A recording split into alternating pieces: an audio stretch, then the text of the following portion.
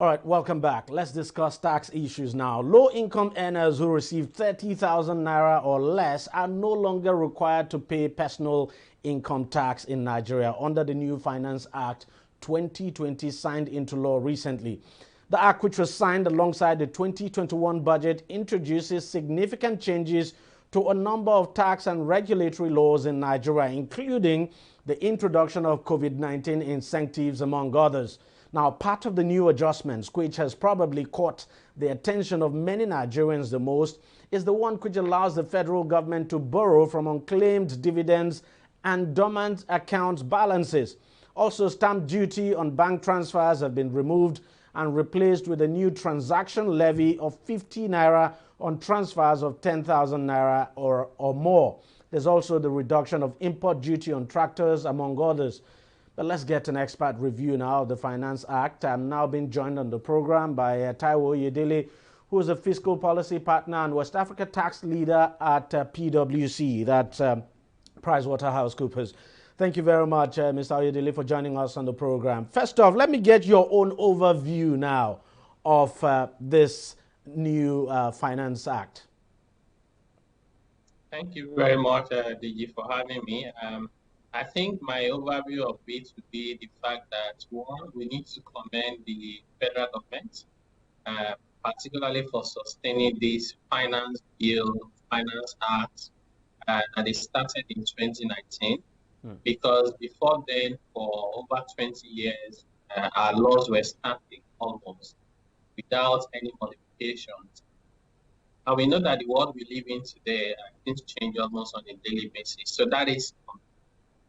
And the other thing is that in terms of the overall policy objectives of the Finance Act, one is no new taxes and no higher rate for existing taxes.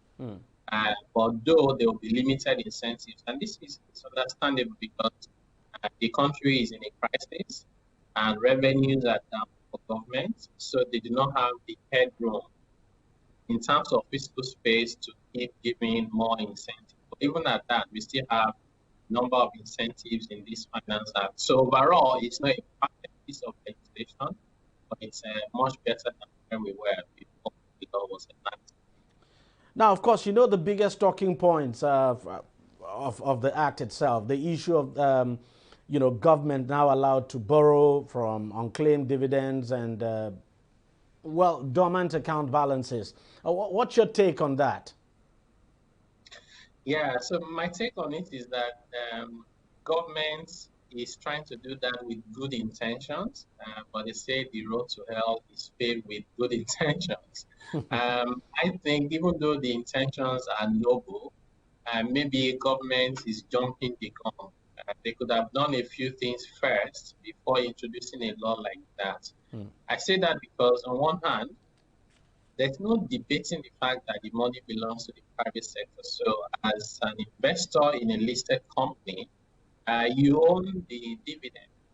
And then for dormant accounts, it's private account because government accounts are exempted by the way these new requirements. So it's really private sector and individuals. So these monies belong to the private sector.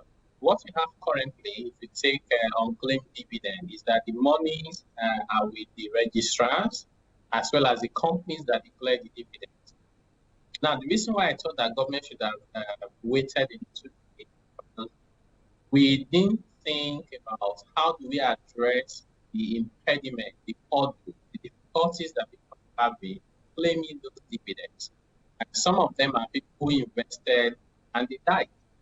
And their beneficiaries are going through a lot of hurdles just to get the money out. Some of them have to go and get letters of administration. When you're trying to do that, they'll take all the assets of the deceased together, including landed property, and ask you to pay 10% of the value. Even though you're not selling the asset, where are you supposed to not find 10%? So people then get frustrated and they leave the monies there. It's not that they don't want the money, but the administrative hurdles are just too many. So government can demonstrate good faith in trying to review those laws, make it easier for people to claim those funds before you start thinking about appropriating it into it. But in this case, is it appropriation? It's actually not appropriating it. It's actually like investing it. But The question I even want to ask is, look, if the government borrows this money, of course there will be interest on the borrowing. So who gets the interest? Does the interest go to does it go to those accounts, or the banks take the interest, or as the case may be in the case of unclaimed dividends, the registrars take the interest? Yeah, so in principle, so the money goes back to the investors. So government is supposed to pay interest on it, which is one of the advantages. Because currently, if you have unclaimed dividend, even for 10 years, the day you are collecting it, you collect the same amount, no interest on it. Because the interest are currently being earned by the companies that declare the dividend and the registrars, because they keep about 10% when they have unclaimed dividend. Now, the reason why I think that in the long run, a lot of this money will be appropriated by government is because some of them you will never be able to find the owners of those dividends. So there are people who invested and they passed on and they never told anybody they invested. So who is going to make the claim? So at the end of the day, which I think is one of the attractions of government, is that they know that some of this money will never be claimed. Otherwise, if government only just wanted to borrow, they can do bonds. They are doing bonds at 2%, 3%. And it's been oversubscribed. So government is not struggling to borrow money if they want to. So I think that we have to find a way to build trust with the people, because people don't trust government. That's why this is having a lot of reaction. But the truth is that if the government borrows, the government will have to pay. I mean, even you talked about bonds, for instance, which is essentially borrowing. The government would definitely have to pay. So would it make any sense at all to leave these monies, take for instance, dormant accounts? Would it make any sense to leave these monies there and the monies are just there, not making anything at all? Doesn't it make better sense that if the government could borrow this money at a given interest, then, you know, at least the account would be yielding some form of interest. So at the end of the day, if in the case of dormant accounts now, the individual decides to reopen them, or maybe their next of kin now decides to go for them, then they would have better returns. Yeah, so that's right to some extent, but it's on the assumption that individuals are unable to make the decisions they want for themselves, which is not exactly correct.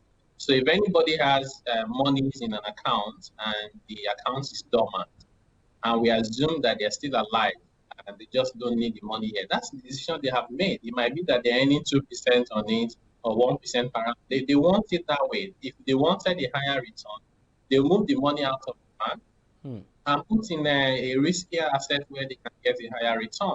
So what happens is when government then takes that money to say, we are managing it on your behalf, but it's still your money, we invest it and give you the yield on it. You are forcing people to invest in a particular class of asset they didn't plan to.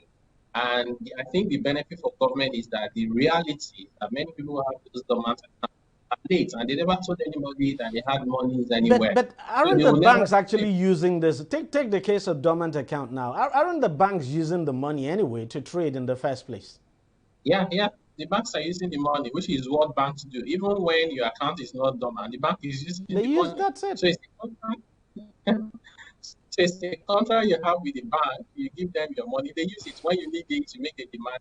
Return the money back to you. So maybe honest, maybe it's not a bad idea then for the government to borrow this money. I mean, you know, we're basically just saying the same thing. But I understand your point. Let's talk about stamp duty now. Stamp duty removed, but then there's also 15 naira placed on transfers of 10,000 naira or more. So does that amount to removal in any way?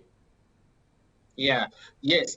So maybe just last comment on the unclaimed dividend and dormant account. So there's always the argument about whether 1 naira in the hand of public sector government is more productive than 1 naira in the hand of the private sector. So that is something you need to take into account about whether it's better to leave the money with banks and the companies or to give it to government.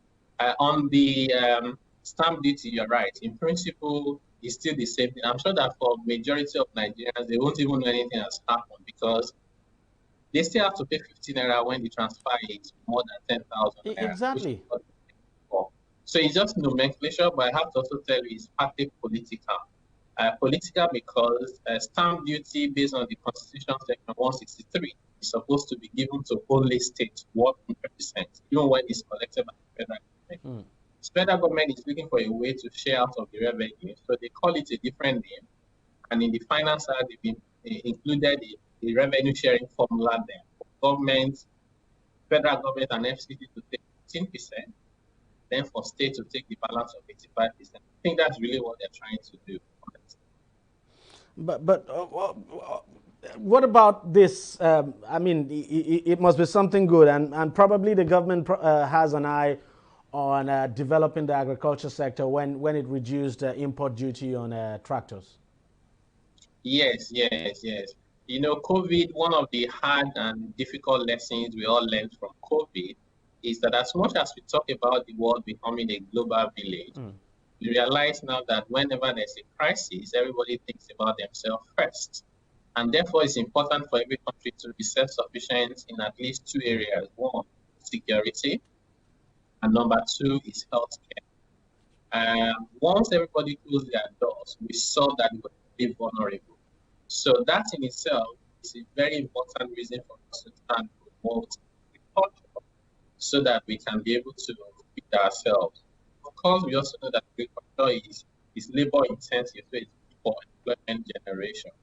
So government has taken steps. One is the waiver of reduction or rather of duties on import. And then in addition to that, have a new pioneer status in the law now for primary agricultural production for up to 6 years, for which you don't pay income tax. And finally, let me ask you this. How significant is that decision now in the Act to cancel tax payment now for those who earn 30,000 naira and below? Yeah, I think not very significant, but in terms of the baby steps that we need to take, it's important. I say that because before the Finance Act of 2020 we're talking about now, the threshold in the law was 2,500 naira per month. 2,500 naira per month, I don't know anybody who earns this kind of salary. But when the law was coded over 20, 30 years ago, 2,500 naira was a lot of money, almost par with dollars at the time. We then went to sleep and we did no reviews to our, and then it became ridiculous. So we had now moved from 2,500 to 30,000. So it's a good starting point because you then exempt vulnerable and poorest people from paying taxes. Over time, that rate needs to go up. I'll say it should go to about 100,000 naira per month. Exactly. I was just going to say that. Yes. But we can't do all of that now because there are a number of states where if you do 60,000 or 50,000 naira a month exempt from tax, you are taking 99% of their taxpayers out of the tax. So they cannot survive. So we have to do it gradually so that the states look for a way to find other sources of IGR while you exempt poorest people. But I think it will happen, so the journey has started.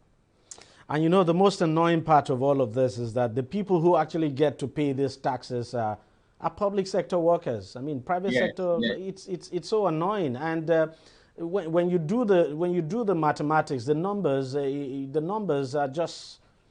are very low. So how many persons do you have in the public sector now? You know, the workforce. So it's well, honestly, I buy your idea that you know, with time I think it should go to 100,000, if not above that. Yes. You know, in a number of countries in Africa, in South Africa, the threshold is about 2 million naira per annum. That's about 150K. Month, you don't pay tax. In Ghana and Kenya, it's around 600,000 naira per annum. So Nigeria can certainly do better than this. But I also understand it's a year of pandemic, even the states are struggling, so we need to take it slowly and one step at a time. But certainly we need to get to a point where it makes more sense. All right, Mr. Taiwo, thank you very much for joining us on the program, and thank you for your incisive analysis there. Thank you for having me. Yeah, thank you very much. Well, that's it on the program. But if you want to watch it again, it's simple. Just go to our website. It's tv360nigeria.com. You'll find this program and lots more there. You can can also follow us on our various social media platforms. So thank you very much for watching. I'll see you again next week. Bye-bye.